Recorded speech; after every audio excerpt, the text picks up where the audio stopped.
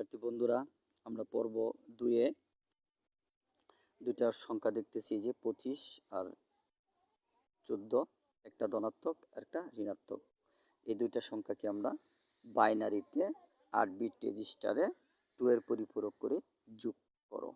এটা হলো আমার প্রশ্ন। এখন এই দুইটা সংখ্যাকে আমরা যখন বাইনারিতে 8 বিট রেজিস্টারে 2 এর পরিপূরক করে যোগ করব, তখন ধনাত্মক যে সংখ্যাটা, এই যে 25-এর প্রকৃত মান আমরা বের করে নিব। আবার এই 25-এর প্রকৃত মানে দেখো, 25 যেহেতু ধনাত্মক সংখ্যা, তাহলে 25-এর একের পরিপূরক, এই দেখো প্রকৃত মান আর একের পরিপূরক একই।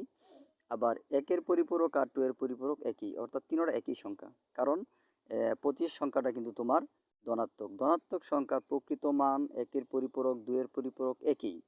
এই জন্য আমরা পরবর্তীতে বা পরীক্ষাও কি করব, আমরা এই যে 25 যদি যে কোনো সংখ্যা ধনাত্মক হয়, প্লাসের হয়, এই সংখ্যাটা শুধু আমরা প্রকৃত মানেই বের করব। আবার এই যে এভাবে 1-এর 2-এর পরিপূরক, অর্থাৎ এই দুই লাইন করে দেখাতে হবে না, শুধু প্রকৃত মানটা বের করলেই হবে। এই 2 লাইন আমি বোঝানোর জন্য বের করলাম, ঠিক আছে। এদিকে দেখো, আবার ওই যে 14 হলো তোমার ঋণাত্মক সংখ্যা, এই যে ঋণাত্মক সংখ্যা, এই জন্য 14 এর প্রকৃত মান, এই যে 14-র প্রকৃত মান বার করলাম। 14-র প্রকৃত মানকে উল্টায়া, মানে বিপরীত করে লিখলেই আমার কি হচ্ছে, একের পরিপূরক। কেমনভাবে উল্টাইছি দেখো, এখানে 4টা জিরো 4টা 1 দিলাম, এখানে 3টা 1 3টা জিরো দিলাম, এই যে একটা জিরো, এই যে একটা 1 দিলাম, অর্থাৎ জিরোর স্থলে 1, 1-এর স্থলে জিরো, উল্টায় লিখলে একের পরিপূরক। একের পরিপূরকের সাথে কি করবো, আবার এই যে এই 1 যোগ করে দেব, এই যে 1 যোগ করে দেব, যোগ করে যে ফল, যে রেজাল্ট পাওয়া যাবে, এটাই হলো আমার 2 এর পরিপূরক। তাহলে যোগ করো, 1 আর 1 যোগ করলে 10, 10-এ 0, হাতের আছে 1, হাতের 1 জিরোর সাথে যোগ করলে 1, শেষ, হাতের শেষ হলো। উপরে যেগুলো যেভাবে আছে ঠিক এভাবেই আবার নিচে লিখে দিলাম, বাস। এই হয়ে গেল আমার এই 14 এর প্রকৃত মান, এইদিকে 14 এর একের পরিপূরক, আবার এই যে মানটা হয়ে গেল 14 এর 2 এর পরিপূরক, এই 14 এর 2 এর পরিপূরক। ঠিক এভাবে সাজিয়ে এভাবে সুন্দর করে লিখবে। এখানে কিন্তু আবার এই যে 14-র একের প্রকৃত মান, একের 2 এর পরিপূরক, এগুলো কিন্তু আবার লিখে দেখাতে হবে পরীক্ষার হলে। কিন্তু এখানে কিন্তু আবার এই যে শুধু প্রকৃত মানটা দেখালে হবে, এই 2 লাইন করে দেখাতে হবে না। কারণ ধনাত্মক সংখ্যার শুধু প্রকৃত মান হলেই চলে। আর ঋণাত্মক সংখ্যা যদি হয়, যে কোনো সংখ্যা যদি ঋণাত্মক হয়, আমার যোগ বিয়োগ করতে গিয়ে যে সংখ্যাটা ঋণাত্মক হবে, ওই ঋণাত্মক সংখ্যার কিন্তু আমার প্রকৃত মান, একের এবং 2 এর পরিপূরক বের করতে হবে। এখন তোমরা প্রশ্ন হলো যে এখানে আমরা ওই প্রকৃত মানটা এটা কীভাবে বের করলাম। হ্যাঁ, আমাদের সূত্র আছে, অবশ্যই জানো। এই যে 1-এর ডবল, 2-এর ডবল, 4, 4-এর ডবল 8, 8-এর ডবল 16, 16 ডবল 32, এইভাবে যত একটা 32-এর ডবল, আবার এইভাবে ডবল ডবল করে যে কোনো সংখ্যার আমরা কি করতে পারি, এই বাইনারি মান বের করতে পারি। তাহলে এই সংখ্যাগুলোর সাথে দেখো, কোন সংখ্যাগুলো এই যোগ করলে তোমার কত হয়, 25 হয়।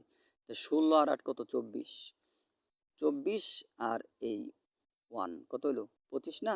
তাহলে দেখো, এই 16 এবং 8-এর ঘরে 2টা 1, আর মাঝখানে এই 2 ঘর নিলাম না, এই 2 ঘরে 2টা 0, আর শেষের ঘরে 1। এই দেখো, এই যে 2টা 1, 2টা 0, আবার শেষে 1। এখন প্রশ্ন হলো, সামনে আবার 3 0, এটা করতে গেল, এটা হলো যে 8 বিট রেজিস্টার করতে গিয়া আমার এখানে যেহেতু 5টা ঘর আসছে, এই যে 1 2 3 4 5, এই 5 ঘর লাগছে। তাহলে আমার এই জন্য 1 2 3 4 5, এই 5 ঘর লাগছে। তাহলে আমার 8 বিট করতে গেলে সামনে আরও 3টা 0 দিয়ে 8 বিট পুরা করতে হবে। এই ছিল 25-এর প্রকৃত মান। তেমনি 24-এরও একই অবস্থা, 24-এরও এইভাবে প্রকৃত মান এই সূত্র থেকে। দেখো 14 কীভাবে দেখো, এখানে 16 যেতে হবে না, কারণ 16 14-এর বেশি, 8 থেকে 8 আর 4 12, 8 আর 4 12, আর 2 14, এই 3টা 1 একটা 0। এই দেখো আমার এসে গেছে, এই যে 3টা 1 একটা 0। হ্যাঁ, 3টা 1 একটা 0 কিন্তু 14-র প্রকৃত মান। সামনে 0 4টা কোথা থেকে আসলো, ওই যে 8 বিট পুরা করার জন্য সামনে আমি 4টা 0 দিয়ে 8 বিট পুরা করে নিলাম। এভাবে তোমরা কি করতে পারো, যে কোনো বাইনারি সংখ্যা, যে কোনো দশমিক সংখ্যার বাইনারি মান বের করতে পারো। যাক, এখন এই যে এই এই সংখ্যাটাকে বিপরীত করে লিখে আমরা কি পেলাম, একের পরিপূরক, আবার এটার সাথে 1 যোগ করি। কিন্তু আবার অনেক স্টুডেন্ট করে কি, এই 1 আবার এই উপরে 1, আবার ওই যে প্রকৃত মানের সাথে 0, ওই এই তিনোটা একসাথে যোগ করে ফেলেছি। না না, এরকম করবো না, মাত্র এই দুইটা, এই একের পরিপূরকের সাথে 1 যোগ করলেই আমার 2 এর পরিপূরক এসে যাবে। ঠিক আছে। এখন দেখো এখানে আমার তো এখানে চিহ্ন হইলো মাইনাস, তাহলে আমার এখানে প্লাস দিলাম কেন? এটা তো তোমার মনে প্রশ্ন জাগছে। প্রশ্ন জাগার কারণ হলো এই যে 8 বিটের গড় যেটা, এটা হলো চিহ্ন বিট। এই যে 8 বিটের গড় হলো চিহ্ন বিট। 8 বিটের গড়ে যদি তোমার 0 থাকে তাহলে তুমি প্লাস দেখাইতে হবে, আর যদি 8 বিটের গড়ে 1 থাকে তাহলে তোমার মাইনাস দেখাতে হবে। এই তো আমার মাইনাসের এসে গেছে, এই যে যেহেতু আমার এখানে মাইনাস, এই যে আমারও এখানে মাইনাসের এসে গেছে। আর এখানে এই যে 25 প্লাসের, এই যে এখানে তো 25 প্লাসেরই আছে। এখন আমার এই যে এখন এই দুইটা সংখ্যা, এই যে 25 এবং 14, এই যে প্লাসের 25 এবং মাইনাসের 14, অর্থাৎ 14-র যে প্রকৃত মান, 25-এর, এই যে 25-এর যে প্রকৃত মান পেলাম, এই যে এখানে এই যে 25-এর প্রকৃত মানটা এখানে লিখবা। আর এখানে এই 14 টু এর পরিপূরক যে মানটা পাইলাম, এই যে 14 টু এর পরিপূরক, এই মানটা এই যে এখানে লিখতে হবে এখানে। হ্যাঁ, 14-র এখানে 14-র প্রকৃত মান, একের পরিপূরক, এইগুলো কিন্তু এখানে লেখা যাবে না।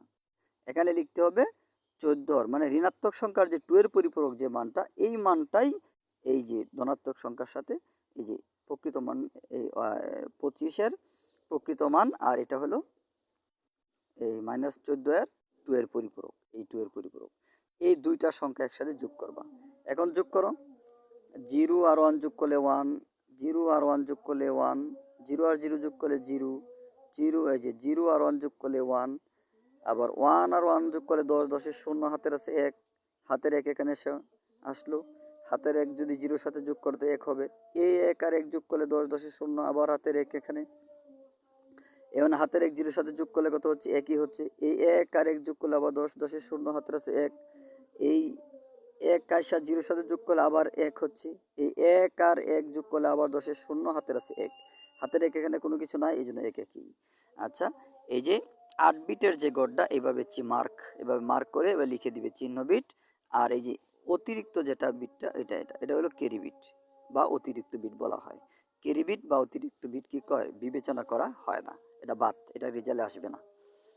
এখন দেখো এই দুইটা প্লাসে মাইনাসে মাইনাস, প্লাসে মাইনাসে মাইনাস। এখন 25 থেকে 14 বাদ দিলে কত থাকে? 11 থাকে। এখন দেখো 11-র বাইনারি মিলছে কিনা, 11-র বাইনারি মিলছে কিনা।